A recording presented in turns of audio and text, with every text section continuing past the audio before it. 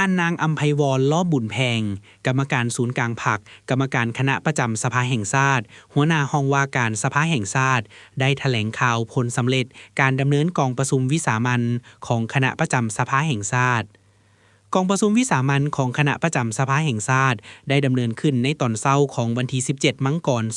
2026ได้ค้นคว้าพิจารณาหนังสือเสนอของประธานประเทศฉบับเลขที่002ททลงวันที่16มังกร2026เกี่ยวกับการพิจารณารับรองเอาการยกย้ายและแต่งตั้งพนักงานการนำขั้นสูงไปรับหน้าที่ใหม่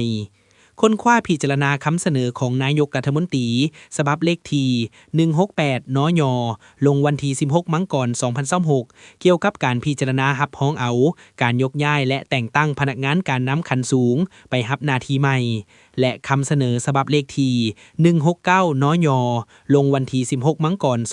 2026เกี่ยวกับการรับรองเอาคำเสนอพรรคการรับอุดหนุนบำนาญของสมาชิกรัฐบาลผ่านการค้นคว้าพิจารณาของกองประชุมเห็นดีเป็นเอกภาพตกลงรับรองเอาคือดังนี้ 1. รับรองเอาการเสนอของประธานประเทศเกี่ยวกับการยกย้ายและแต่งตั้งพนักงานการนำขั้นสูงไปรับหน้าที่ใหม่มีดังนี้ 1. รับรองเอาการยกย้ายท่านไซสนะโคตรภูทรกรรมการศูนย์กลางพรรคหัวหน้าองค์การอัยการประชาชนสูงสุดไปรับหน้าที่ใหม่อยู่แขวงขมวน 2. รับรองเอาการแต่งตั้งทานทนจัตวานางหลิววงล้าวลีกรรมการศูนย์กลางพรรครองรัฐมนตรีกระทรวงป้องกันความสงบเป็นหัวหน้าองค์การอัยการประชาชนสูงสุด 2. รับรองเอาการเสนอของนายกรัฐมนตรีเกี่ยวกับการยกย้ายและแต่งตั้งพนักงานการนำขั้นสูงไปรับหน้าที่ใหม่มีดังนี้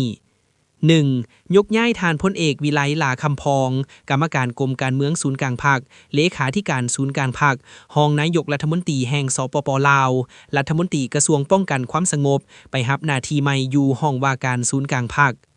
2. ยกย้ายทานคำพันธ์พรหมทัศน์กรรมการกรมการเมืองศูนย์กลางภาคประธานองค์การกวดกาแห่งรัฐและหัวหน้าองค์การต้านการซ่อลาดบังหลวงขั้นศูนย์กลางไปรับหน้าที่ใหม่ 3. ยกย้ายทานกี่แก้วไขคำพิทูลกรรมการกรมการเมืองศูนย์กลางภาครองนายกรัฐมนตรีแห่งสปป.ลาวไปรับหน้าที่ใหม่อยู่ศูนย์กลางแนวล้าวสร้างชาติ 4. แต่งตั้งทานวันไซพองสวรรค์กรรมการกรมการเมืองศูนย์กลางภาคเลขาธิการศูนย์กลางภาคเจ้าแขวงขมวนไปรับหน้าที่ใหม่เป็นประธานองค์การกวดกาแห่งรัฐและหัวหน้าองค์การต้านการซ่อลาดบังหลวงขั้นศูนย์กลาง